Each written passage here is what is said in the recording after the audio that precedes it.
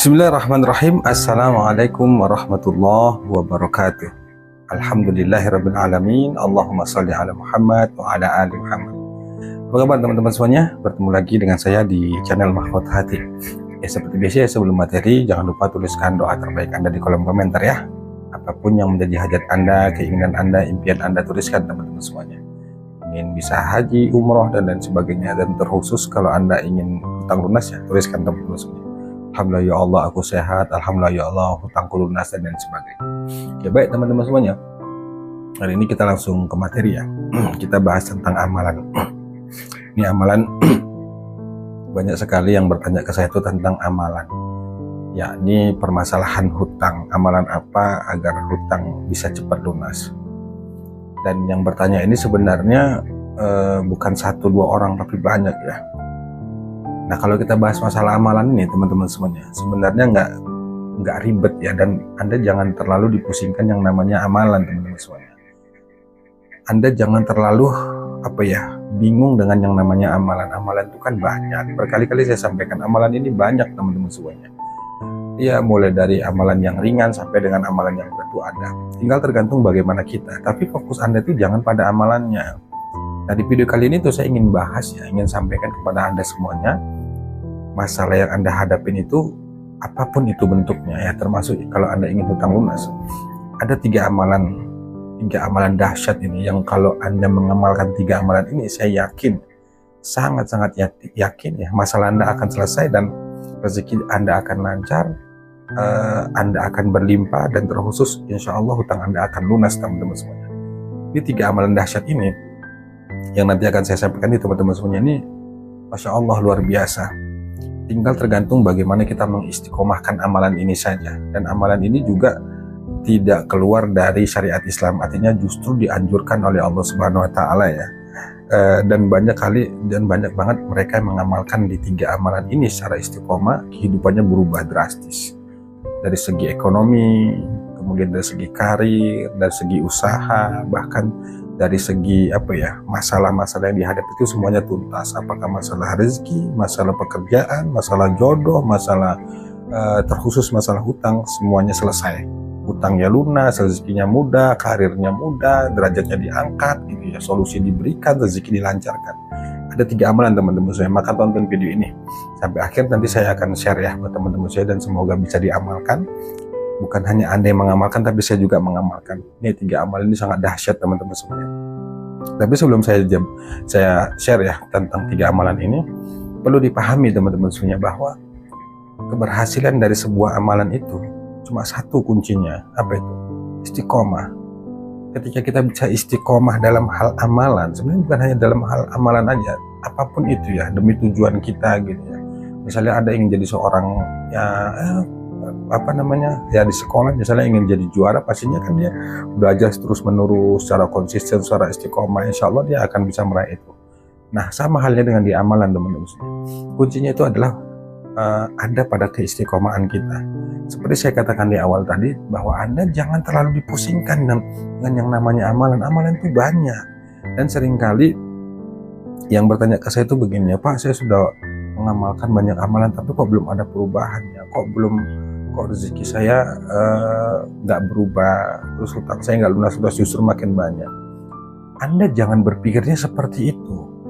Kalau memang benar Anda yakin pada Allah, harusnya Anda nggak bertanya kapan doa dikabulkan, kemudian dari mana jalannya, apa iya, kemudian Anda nggak ragu, Anda melepaskan semua pada Allah, harusnya begitu. Nah jadi bukan amalannya yang salah, cuma kitanya kadang-kadang yang maunya itu ingin cepat-cepat, segera, terburu-buru gitu ya, maunya ingin instan. Sebenarnya itu nggak bisa kan. Semua hal itu butuh proses teman-teman semuanya. Ketika Anda melihat testimoni di YouTube, yang Anda lihat itu hasilnya, tapi Anda nggak melihat bagaimana perjuangan dia itu dalam meraih impian itu. Misalnya dia ngamalin sholawat, dapat keajaiban gitu ya, kemudian dapat kemudahan. Yang kita lihat itu hasilnya, selalu hasilnya. Kita nggak lihat tuh bagaimana proses dia dalam berjuang, dalam mengamalkan, capek, lelah, bosan, pastinya itu teman-teman. Karena memang begitulah proses. Nah sama, ketika Anda ingin berhasil dalam satu amalan itu kuncinya 1 istiqomah, kemudian sabar dan lepaskan saja. Ya, ketika kita berdoa kepada Allah Subhanahu wa taala meminta apapun itu, percayakan saja semuanya sama Allah. Gak usah kita selalu berpikir kok lama banget. Ya memang namanya kita manusia, apa ya, sifat kita tuh inginnya terburu-buru, maunya segera, tergesa-gesa. Kalau kita memahami, kita akan paham bahwa sebenarnya kehidupan ini tuh bukan kita yang ngatur, tapi Allah. Tugas kita sebagai hamba, sebagai manusia itu hanya berusaha, berikhtiar, berdoa. Selebihnya itu urusan Allah. Nah makanya saya katakan tadi, ketika kita sudah berdoa, melakukan yang terbaik gitu ya, menurut kita, ya sudah, lepaskan sama, pasrahkan semuanya pada Allah, biarkan Allah itu yang menentukan segalanya. Perkara hasilnya seperti apa, nanti bentuknya bagaimana, jalannya dari mana, itu urusan Allah, bukan urusan kita lagi. Yang penting kewajiban kita sebagai hambanya, sebagai manusia, itu sudah kita laksanakan. Berdoa yang sungguh-sungguh, berikhtiar yang gigih, selebihnya la haula wala quwata illa billah. Nah kuncinya itu teman-teman, istiqomah, kemudian sabar, nikmatin prosesnya, dan berusahalah meski dalam tekanan, dalam gelisah, khawatir, cemas, bertahanlah teman-teman, bertahan. Allah tahu kok kita bingung, Allah tahu kita khawatir, Allah tahu kita cemas, Allah tahu kita nggak punya duit, Allah tahu kita tuh nggak ngerti harus bayar hutangnya gimana, Allah tahu kita butuh butuh pertolongan, Allah tuh tahu. Nah, yang penting kitanya sabar, ikhlas, nikmatin saja. Biarkan Allah yang bekerja, biarkan takdirnya itu, takdir kehidupan kita ini berjalan sesuai kuasanya Allah.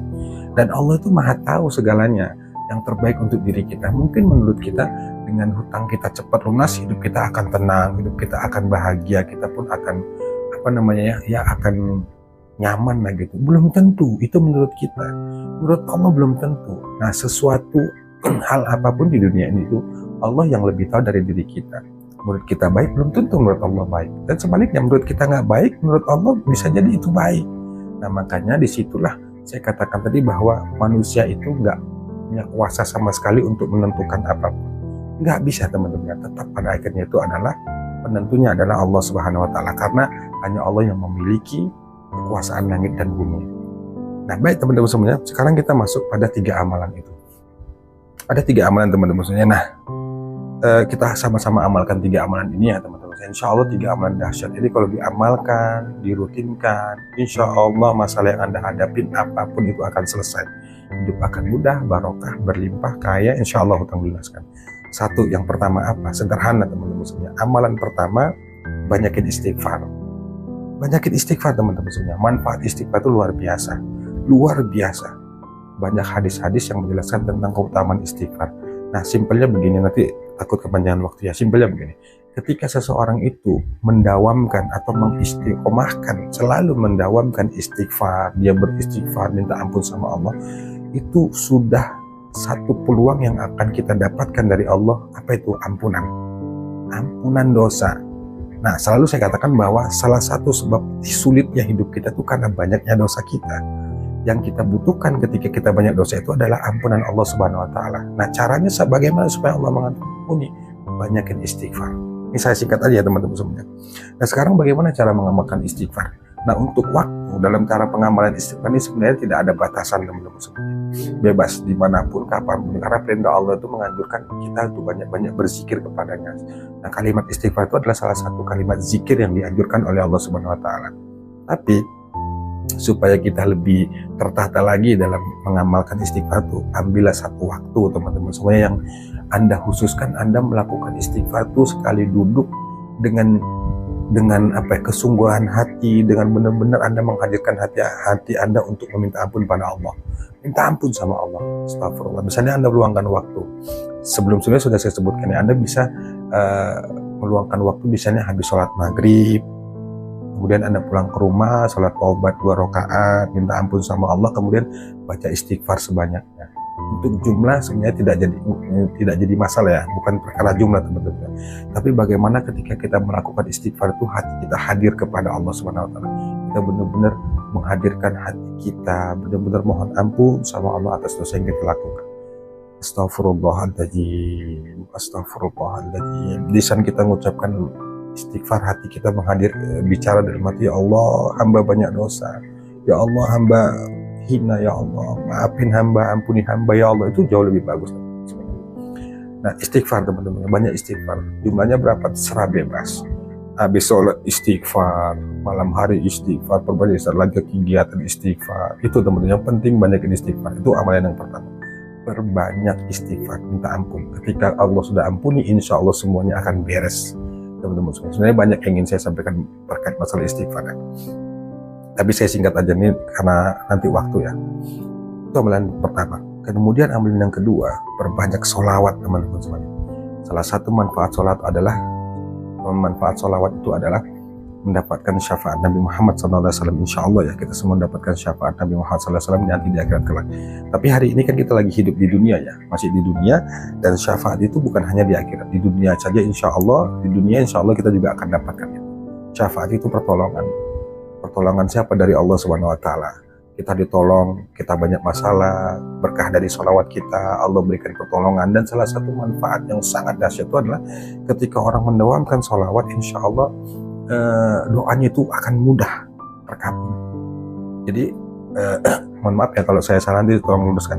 100 sebab mungkin doa kita belum terkabul itu ya masih menggantung di langit itu karena kurangnya kita bersolawat kepada Rasulullah SAW. Maka perbanyak solawat teman-teman semua, perbanyak solawat.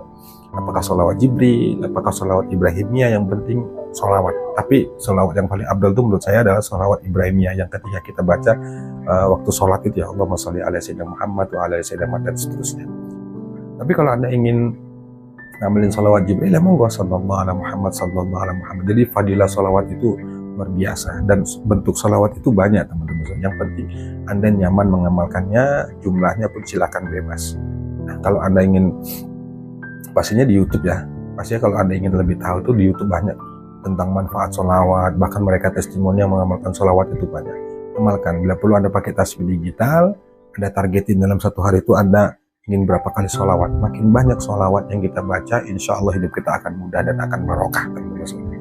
Dimudahkan sama Allah, hati tenang, pikiran tenang, insya Allah rezeki, masalah itu akan dimudahkan sama Allah. Banyak solawat ya. Dan yang terakhir ya, ini menyangkut karena waktu ya teman, saya singkat aja. Yang terakhir, bangun malam tahajud, kerjakan tahajud. Orang yang istiqomah tahajud, kata Adida itu begini ya, nanti bisa dibenerin ya, saya kalau salah tolong dibenerin ya. Beliau tuh dalam satu kajian tuh sering menyampaikan bahwa ada 4 keutamaan mereka yang selalu rutin mengerjakan tahajud. Yang 4 keutamaan ini tidak akan diberikan kepada mereka walaupun dia sholatnya khusyuk, puasanya bagus, sedekahnya banyak. Kalau dia nggak kerjakan tahajud, dia tidak akan dapatkan 4 hal ini. Itu kata beliau. Tapi nanti luruskan ya jika saya salah. 4 keutamaan ketika mereka melaksanakan tahajud, istiqomah. 1, karirnya akan diangkat sama Allah. Karir itu termasuk derajat gitu ya. Anda sebagai karyawan atau guru, insya Allah akan ditempatkan posisi yang terbaik menurut Allah, yang itu tidak bisa diganggu oleh siapapun. Dengan cara apapun mereka tidak bisa mengganggu itu, langsung Allah yang memberikan. Karir diangkat, jualan Anda, ada yang sedang berdagang, jualan insya Allah dilariskan dagangannya. Banyak keutamanya teman-teman. Itu yang pertama. Yang kedua, akan dimudahkan oleh Allah dalam urusan hal apapun, pekerjaan, kemudian ya persoalan apapun. Ketika Anda sedang menghadapi persoalan hutang, insya Allah kalau kita rutin dengan tahajud ini akan dimudahkan sama Allah. Kemudian manfaat yang ketiga, akan diberikan solusi dari setiap masalah yang dihadapin. Anda sedang terbentur masalah ekonomi, masalah hutang, insya Allah dimudahkan sama Allah. Yang terakhir itu akan langsung ditolong sama Allah ketika ada orang yang mengganggu, langsung Allah yang turun, langsung Allah yang menolong kita teman-teman. Jadi 4 keutamaan itu insya Allah akan kita dapatkan ketika kita benar-benar istiqomah untuk tahajud. Maka lakukan teman-teman semuanya, lakukan, amalkan secara sungguh-sungguh. Kalau Anda selama ini sudah mengamalkan dan Anda belum merasakan perubahan, sabar, istiqomahlah. Allah lebih tahu. Introspeksi diri, mungkin kita belum bukan bisa jadi kita belum pantas, mungkin pikiran kita masih, ya pokoknya jangan salahkan amalannya. Kita introspeksi diri, terus perbaiki diri, dan terus amalkan. Nah sebenarnya 3 amalan ini saja insya Allah kalau dirutinkan, sungguh dahsyat, luar biasa teman-teman. Masalah apapun yang Anda hadapin akan selesai dengan amalan itu insya Allah teman-teman. Sebenarnya banyak hal yang ingin saya sampaikan, tapi itu aja, mudah-mudahan paham ya teman-teman semuanya. lakukan, amalkan sama-sama ya, kita berdoa. Dan saya juga doakan buat Anda semuanya yang lagi banyak masalah, semoga Allah mudahkan, Allah kasih jalan, Allah mudahkan rezekinya dan yang sebagainya, teman-teman. Yang terbaik buat kita semuanya. Wallahu a'lam bishawab. Assalamualaikum warahmatullahi wabarakatuh.